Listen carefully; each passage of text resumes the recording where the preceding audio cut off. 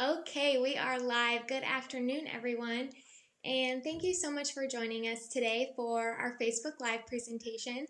My name is Gabby, and I am joined here with Kayla, who is a speech language pathologist at Boys Town National Research Hospital. May is Better Speech and Hearing Month. So, with that, we are going to be discussing speech and language tips for children of every age.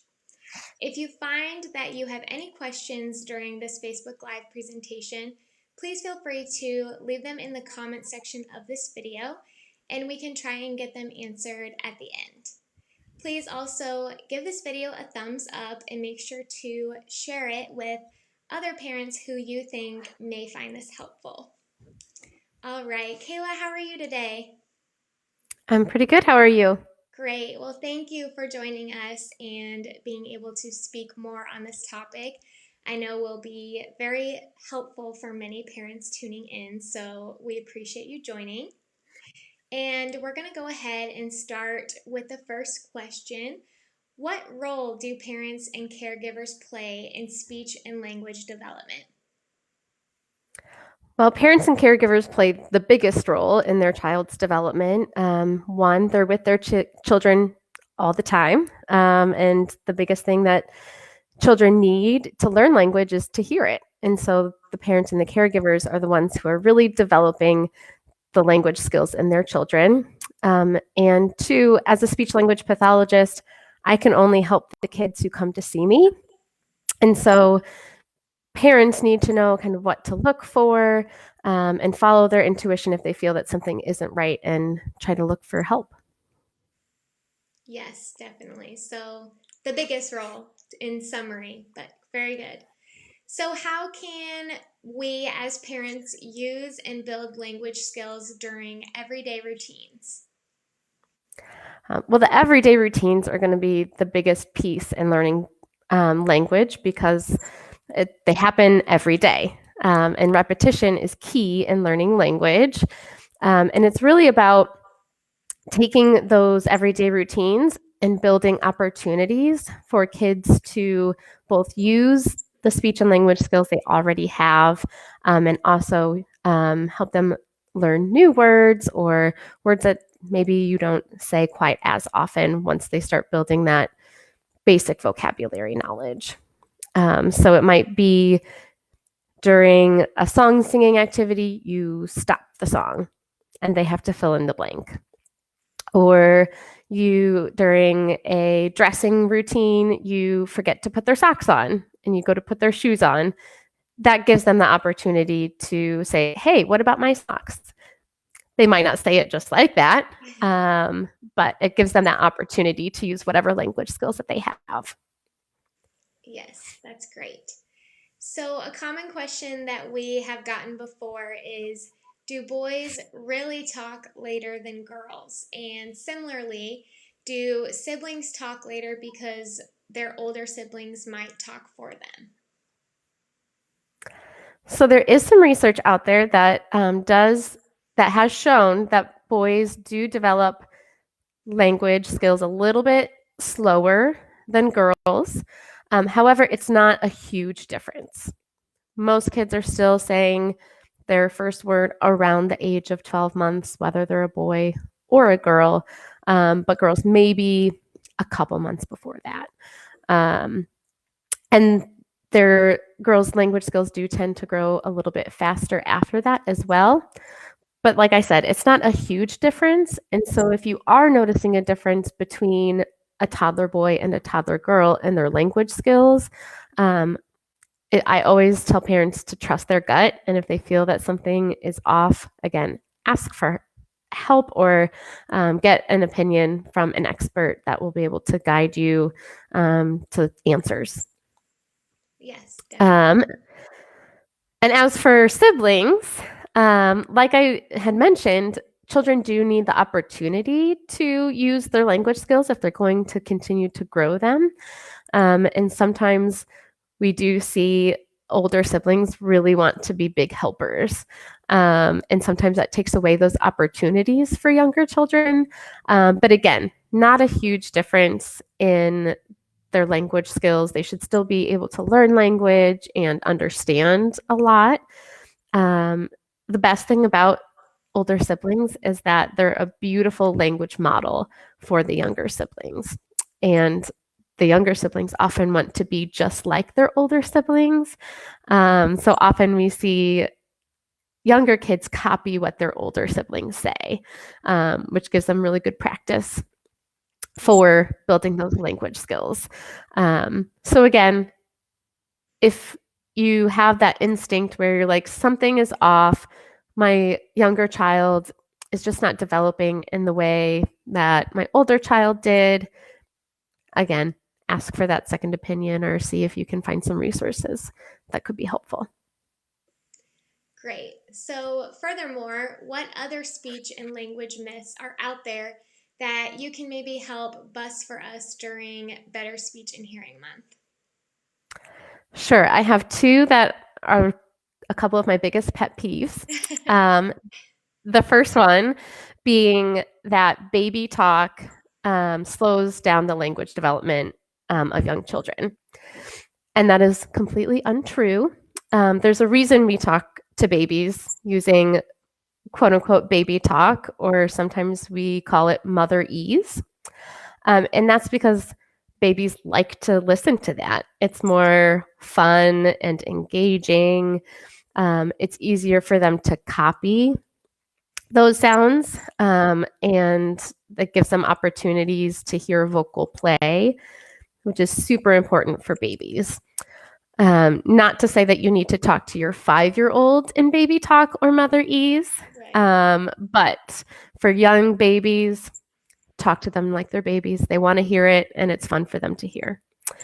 So that's one of my biggest pet peeves. And my other language myth that kind of is a pet peeve is when toddlers aren't developing language skills, when people say, Psh, he's just a late talker, he'll catch up.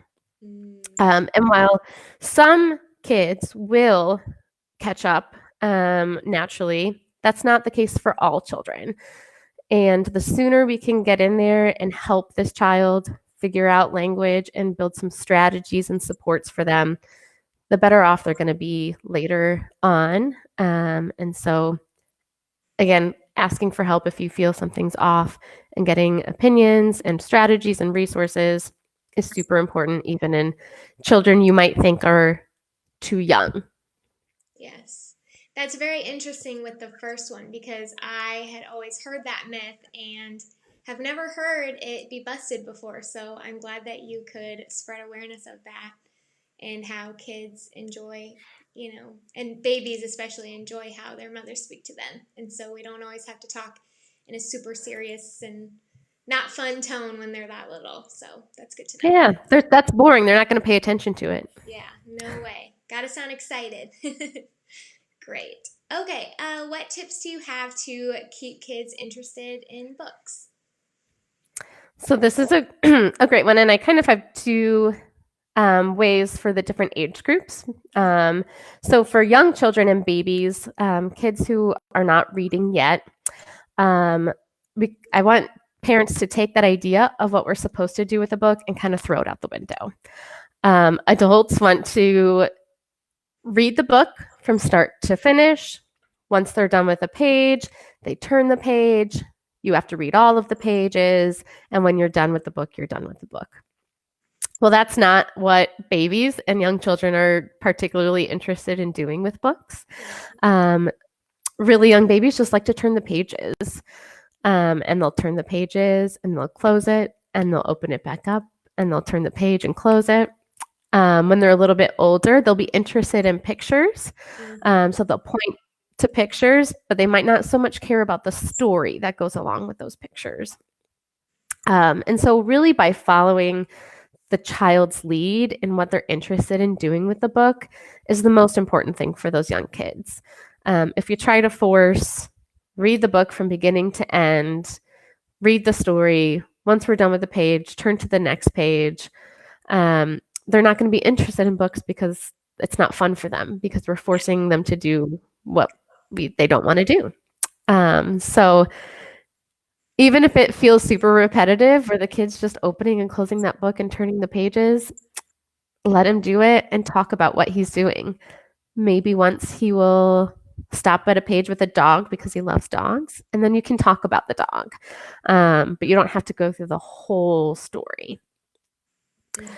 Um, for older kids who are reading, that's not necessarily the case because we do want to support their abilities in learning to read and reading comprehension. So a couple things that can be super helpful, especially for kids who aren't super interested in reading, is listening to books on tape. There's some research out there saying that listening to books on tape can actually improve reading comprehension skills in children. And then graphic novels are super great. Any sort of visual supports that can help the child comprehend what words are on the page are going to be great. And lots of young children's books have lots of pictures. Yeah. But as they get older, those tend to go away. Chapter books have fewer pictures. So to keep it age appropriate, but still have those visual supports, that's where graphic novels come in, of having those visual supports, being age appropriate, and hopefully interesting to the child. And so then they can have fun while reading. Mm-hmm.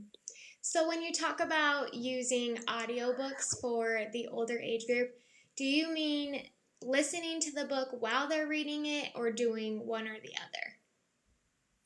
Could be both. Could be both. Um, mhm. um, if you have access to a library, that's usually a really great way to get access to audiobooks and the print books, Mm, because buying two copies of the book can, I know, is sometimes not feasible. Um, and so if you have access to a library, you can like download audiobooks onto your phone now. And so it makes it really easy to listen to those. Listening to books on tape, even without the print, can help kids understand things like the setting and problem solving and just kind of verbal stories in general. And so when they go to do the same thing on the written page, it becomes a little bit easier because they've had practice doing it verbally. mhm. Gotcha. That makes sense. And parents who are watching, if you are in need of maybe some new books for your kids, the Boys Town Press is a great resource. So I'll make sure to link that in the comment section.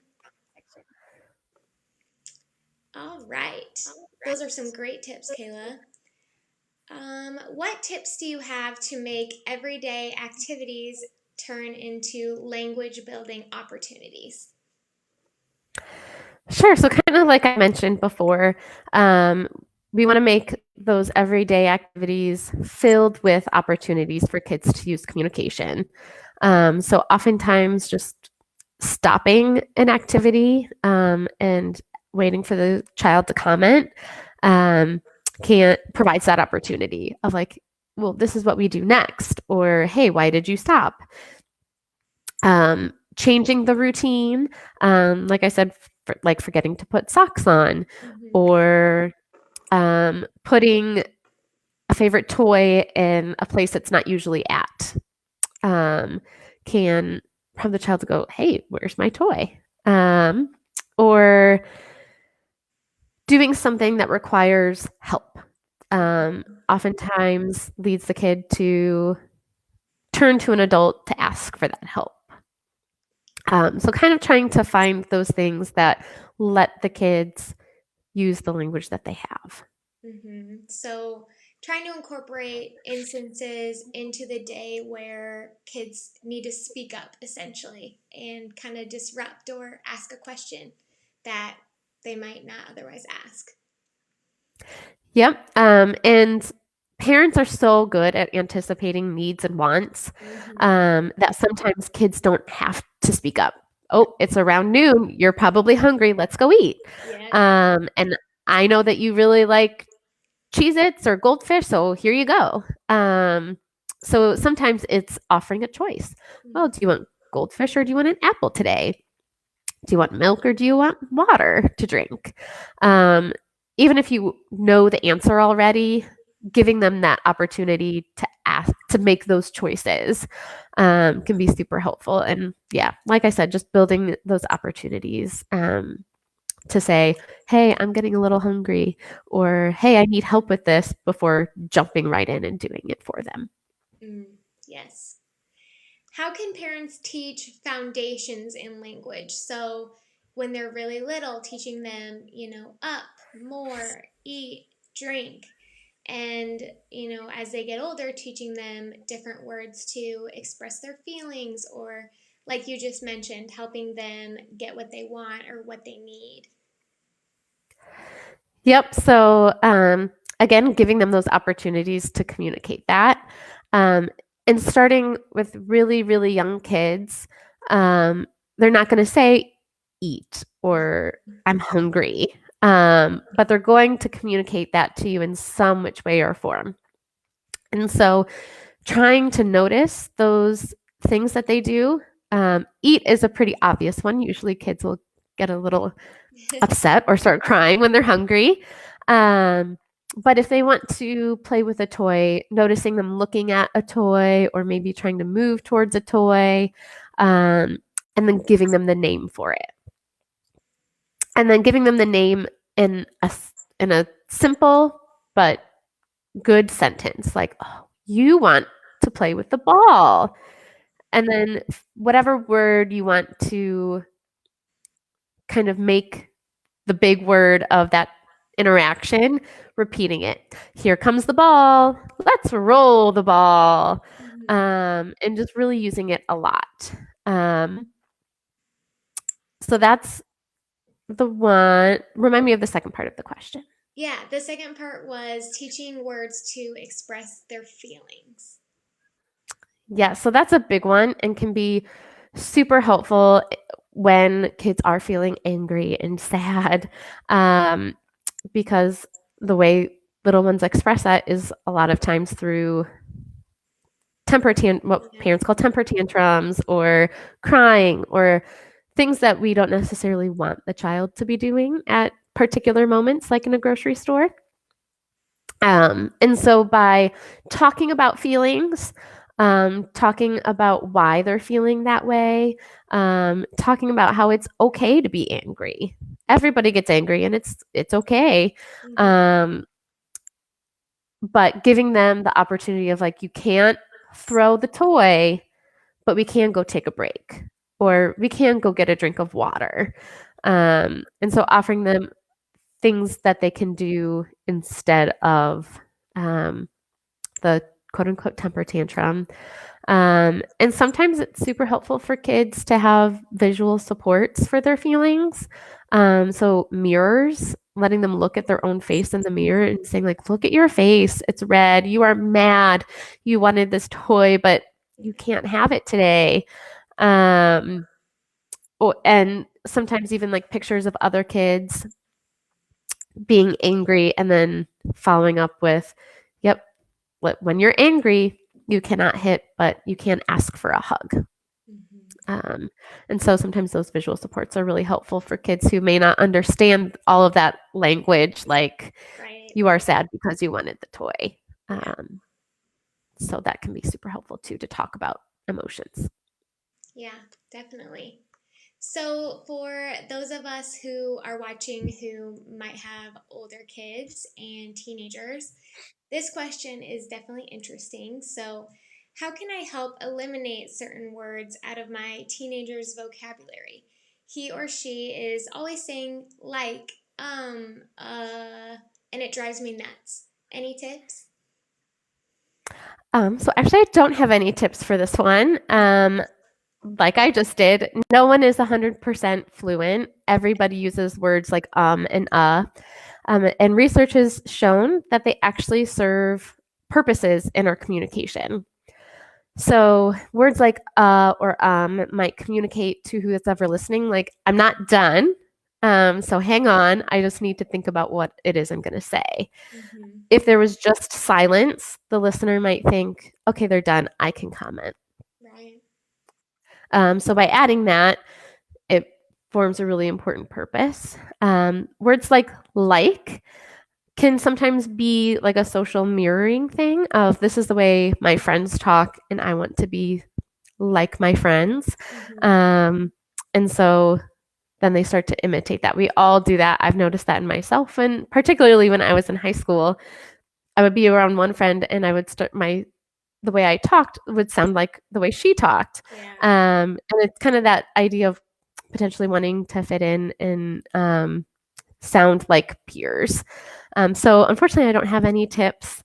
Um, but you might start to notice yourself using words like and often because we all do it. Even the most eloquent of speakers Yeah. use those words. That's very reassuring to know. It's not just teenagers who say those words. Okay, and the next question. So this one we're getting more into the when to seek help from a speech language pathologist, general tips from them. Um, Look at me, now I'm catching myself saying it. If your child has been assessed by a speech language pathologist and does not qualify for speech services due to their other developmental markers being average or above average, when is the soonest you would recommend having them be reevaluated? So this is a really good question, and it's a question that, as somebody who works in a clinic, Mm-hmm. um, sometimes we get patients who come in who said he was evaluated, but he doesn't qualify because of XYZ reasons. Oftentimes, the other evaluations were done through another clinic or potentially a school district. And I would recommend for this parent, if you feel like you have a gut feeling that there's something different about the language development of your child, keep going places, keep asking for help.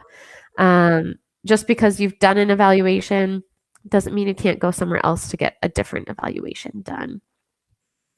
It will be important that um, you have a report of whatever evaluation was already done. Sometimes we don't want to repeat the same assessment more than once in a short time period. So that information is really helpful for the next SLP. But I say keep asking the question and keep trying to find resources. There are clinics out there that should hopefully be able to help your child. If you get stuck, I would keep going back to that first place or those other places and say, okay, well, when will you evaluate him next? When's the soonest you will do it? And just keep trying to get in the door somewhere. Yeah, definitely. So, for those of us who are watching who maybe haven't had a child be evaluated for their speech yet, what does an evaluation kind of look like or consist of? Sure. So it really depends on the age of the child. For a young child, um, they're probably not going to be able to point to pictures when we ask, "Where's the ball?" Um, or make a sentence about a picture quite yet. And so that's a lot of parent questionnaires looking at some of those speech and language developmental skills, and also playing with the child. A lot of times we can see some pre-verbal skills that are super important for communication in play. So does he take turns? Does he make appropriate eye contact while playing? Does he do things like gestures or reaches and points when he wants something? All super really important skills for children to have before they can start using words. For older children, it does look a little bit more performance based, where we'll bring out some books with pictures in them and either ask them questions or have them make sentences or repeat sentences, listen to stories, tell stories. We try to, as much as possible, make our evaluations relevant to the parent concerns. So if the parent is more concerned with my child I can't understand when my child talks, then we're going to focus a little bit more on the speech side of things versus my child makes a lot of grammar errors or has a hard time following multiple step directions. But then we're going to look at the language side of things a little bit more. We have a lot of assessments that look at a lot of different aspects of communication. Yeah, that's great to know that it can be tailored to parents' concerns because, like Kayla mentioned at the beginning of this presentation, parents are the biggest advocate for their child's speech and helping it develop. So that's great to know. Okay, and looks like we're getting towards the end. So, for everyone watching, if you are watching and you still maybe have a question that hasn't been answered, please add it to the comment section now and we can try and get it answered. Otherwise, I can send it to Kayla too later on and get back to you. Okay, so when should parents consider seeking help from a speech language pathologist? Whenever there's that gut feeling that something might not be right and within the language development, um, if there's like a medical diagnosis like hearing loss or something like that that puts a child at risk for later speech and language or communication difficulties, right away for sure. Even if they're itty bitty, like I said, there are those pre-verbal communication skills that we can definitely help with, that will help him get to communicating using words later on. Um, if you're just kind of watching your child develop and you kind of know, like, okay, 12 months is when the first word should start. 2 years is when 2 word combinations. I'm not seeing a whole lot of words. He's 18 months. If there's a question, I would say ask for help. If you have any question, ask for help. Good. So when it comes to speech and language, no concern is too small. Is that right? Yep. It's really a win-win situation because either you'll find out that your kid is on track and where he should be in his speech and language development, or you'll find out your concerns were valid and there is some difficulty happening and we're going to get you help. So there's really not a reason not to do it, because either way you'll end up with more information than you had before. Yes. So, what hearing and speech services are offered at Boys Town, and how can parents make an appointment? Sure. So we have a lot of different services, starting from our audiology services that can test hearing and have a whole bunch of hearing related services, including things like if your child has an ear infection, our ENT program is great. And then we have a ton of resources for speech and language as well. We have, if you're still kind of on the fence, we do have a screening program. So it's not a full evaluation, but it's, again, maybe a first step in getting some more information. And those are free to anybody ages 3 to 7 right now, and we're looking into expanding into older children too. So that's another way to get help. And then if you have some big concerns, you can also schedule a full evaluation with our speech and language clinic. And you can, for whatever piece that you need, the best way to contact, you can call our clinics at any time. Mm-hmm. And I will make sure to link all of these resources in the comment section with our website and phone number for you to easily save and reach out to whenever you need to. So, with that, Kayla, thank you so much for joining us today and for talking more about speech and language tips for kids of all ages. It has been very, very helpful hearing from you all of these different tips and tricks, and we really appreciate you joining us. Thank you. Yes. All right. Well, thank you, everybody. Like I said, make sure you give this video a thumbs up, and we will talk to you all very soon. See you later.